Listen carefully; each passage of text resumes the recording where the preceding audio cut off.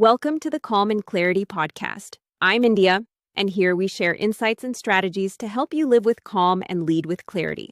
If you find this helpful, make sure to subscribe so you don't miss an episode. Let's dive in.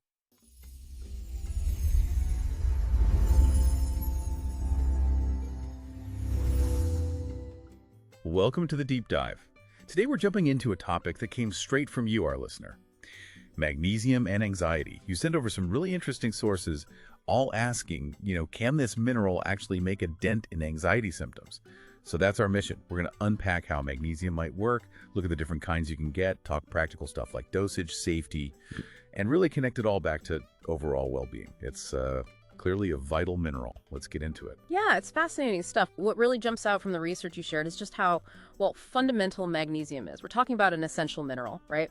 Involved in, get this, over 300 different enzyme reactions in the body. Wow, 300. That's huge. It really is. Think of it supporting everything. Muscle function, nerve function, blood sugar control, your immune system, and definitely mood regulation. Its reach is just incredibly broad. Okay, fundamental, I get that. But the specific leap to anxiety, how do the sources connect those dots? Well, that connection is actually pretty well established in the research. Magnesium seems to directly influence neurotransmitters. The brain's chemical messengers. Exactly. Those messengers that play key roles in anxiety, depression, mental health generally. Magnesium helps conduct that whole orchestra, so to speak. And the articles you sent also touched on something interesting, how magnesium might help regulate cortisol. The main stress hormone. Right. Now, we definitely need more research there to be certain about the mechanism, but the initial findings are promising. There's also some work, mostly animal studies so far, but linking magnesium to melatonin. The sleep hormone. Yeah, vital for sleep regulation. So you see, it's potentially working on multiple fronts. Not just one thing, but hitting a few related pathways. Precisely. And here's something your sources really highlighted, which I think is crucial for anyone dealing with anxiety. This idea of a vicious cycle. Okay. So when you're stressed, your body can actually use up or change its handling of magnesium. This could potentially lead to lower levels, maybe even a deficiency. It's a deficiency. Could then make the anxiety worse. It creates this nasty feedback loop. Stress uses magnesium, and then the lack of magnesium makes you more susceptible to stress. That makes so much sense. And then there's the sleep connection, right? Anxiety obviously makes sleep difficult. Oh, yeah. Tell me about it. And poor sleep just fuels more anxiety. It's another cycle. Interestingly, studies often find that people who sleep better tend to have higher magnesium levels. So helping with sleep could be another way. It helps with anxiety overall. It's a very plausible pathway, breaking that cycle of anxiety and sleeplessness. Okay, that vicious cycle concept really drives home why this isn't just some minor detail. It seems potentially core to the stress response. So if someone listening is thinking, okay, I'm interested, the next big question from your sources was, which type? Because just magnesium isn't specific enough, is it? Not at all. This is where it gets really interesting, actually.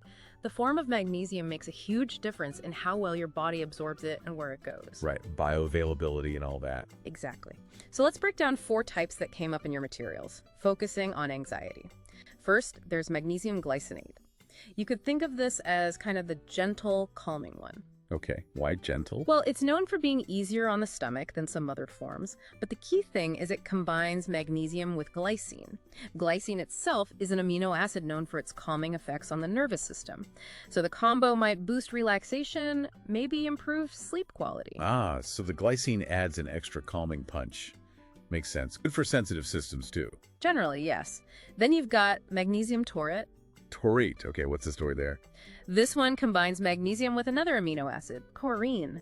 Taurine has some interesting properties, anti-inflammatory, neuroprotective, and relevant here, taurine seems to promote GABA production. GABA, the calming neurotransmitter. The very one.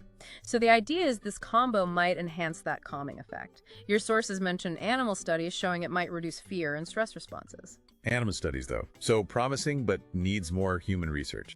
Exactly. We need more human trials specifically on anxiety for magnesium taurate.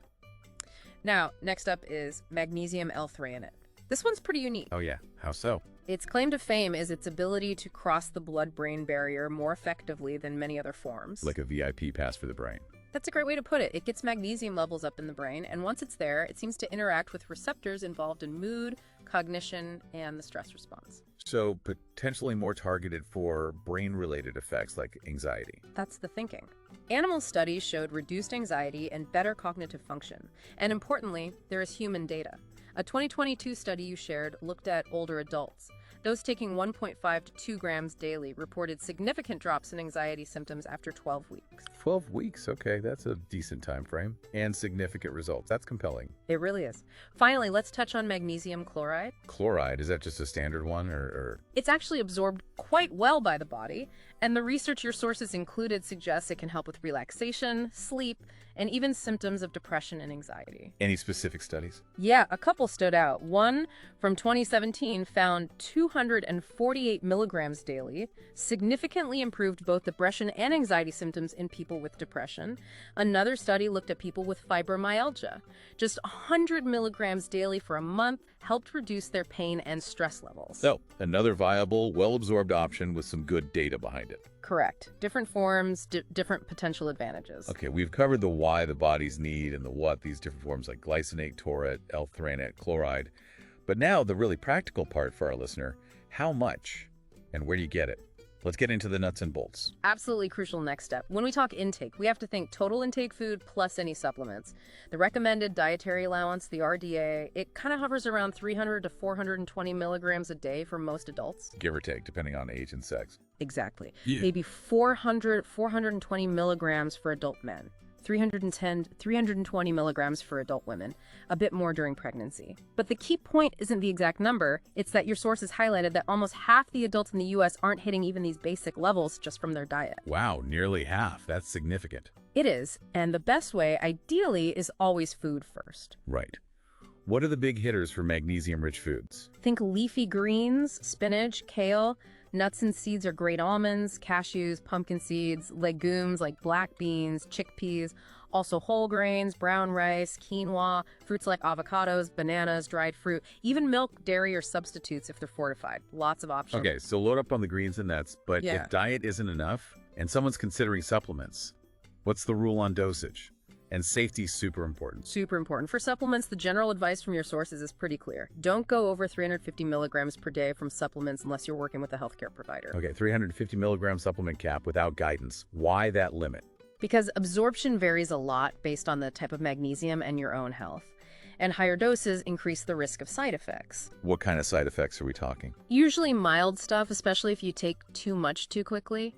Stomach cramps, maybe diarrhea, nausea. Often, just lowering the dose helps. The real concern, though rare, is magnesium toxicity. That's usually from taking massive doses, like over 5,000 milligrams a day. 5,000. Okay, that's way beyond typical supplement levels. Way beyond. But people need to know the signs. It's serious.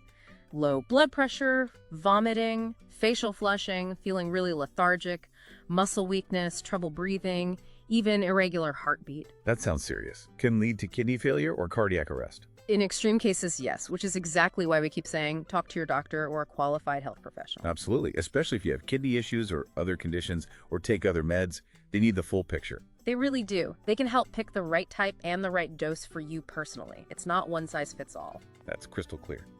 Safety first. So, say someone does start taking magnesium, carefully, with guidance. How long until they might actually feel a difference? What's a realistic time frame? That's the million-dollar question, isn't it? And honestly, it varies. A few factors play a role. The form matters, like we discussed. Those highly bioavailable ones, glycinate, chloride, L-threonate, might show effects sooner just because they're absorbed better. Makes sense. What else? Your starting point.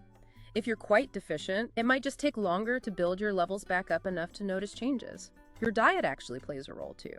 Your sources mention protein and certain fats like medium-chain triglycerides from coconut oil might help your body absorb magnesium better. Oh, interesting.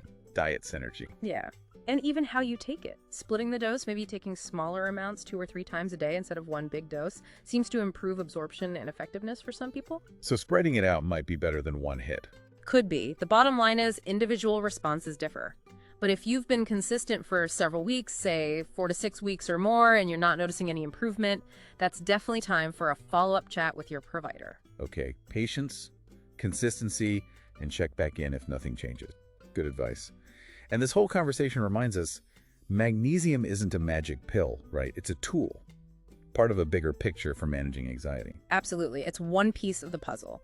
A holistic approach is always going to be more effective. So what other pieces should someone dealing with anxiety consider alongside magnesium? Well, the classic... Similar. Exactly. Things like that. Sleep hygiene is massive. Regular bedtime, wind-down routine.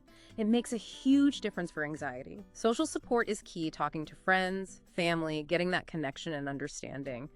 And don't underestimate just spending time in nature. Even short walks outside seem to lower anxiety levels. Yeah, getting outside does seem to help reset things. It really can. And maybe trying some simple mindfulness techniques. Your sources even mentioned one, the 3-3-3 rule. Oh yeah. What's that? It's a grounding technique. When you feel anxious, you consciously notice 3 things you can see around you, 3 things you can hear, and 3 parts of your body, like feeling your feet on the floor. Just bringing awareness to the present moment. Exactly. It helps pull you out of anxious thoughts and into the here and now. A simple, practical tool. And one last really critical point about supplements that your sources brought up, regulation. Right. The FDA doesn't treat them like prescription drugs. Correct. In the US, for example, the FDA doesn't approve supplements for safety and effectiveness before they hit the market. So what's on the label isn't always guaranteed to be what's in the bottle or in the stated amounts. That's a bit worrying. So how can people choose wisely? Look for products tested by independent third parties. You'll often see seals from organizations like USP, NSF, or Consumer Lab on the packaging. Okay, third-party testing seals. Good tip. And again, talk to someone knowledgeable. A healthcare provider, a registered dietitian, nutritionist, an RD or RDN, or even a pharmacist can help guide you to reputable brands and appropriate choices. Excellent. So independent testing and expert advice.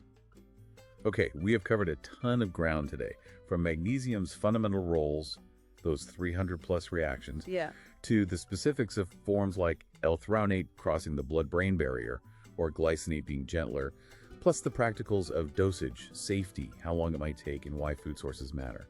It really seems like magnesium can be a valuable part of an anxiety toolkit. It certainly seems promising, especially when used thoughtfully. And if we zoom out for a final thought connecting all this, it prompts a question for you, the listener. Beyond adding a supplement, what other foundational parts of your daily life, your nutrition quality overall, how much you move your body, your sleep habits, how might those be impacting your ability to handle stress and anxiety? And how could focusing on those foundational pillars holistically potentially amplify any benefits you might get from something targeted like magnesium? That's a great question to sit with, thinking about the whole system, not just one input. Exactly.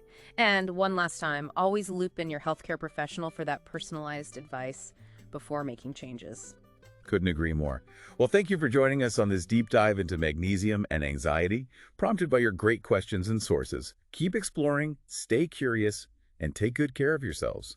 Thank you for joining us today on the Calm and Clarity podcast. If you enjoyed this episode, don't forget to follow, subscribe, and share it with someone who would love it too.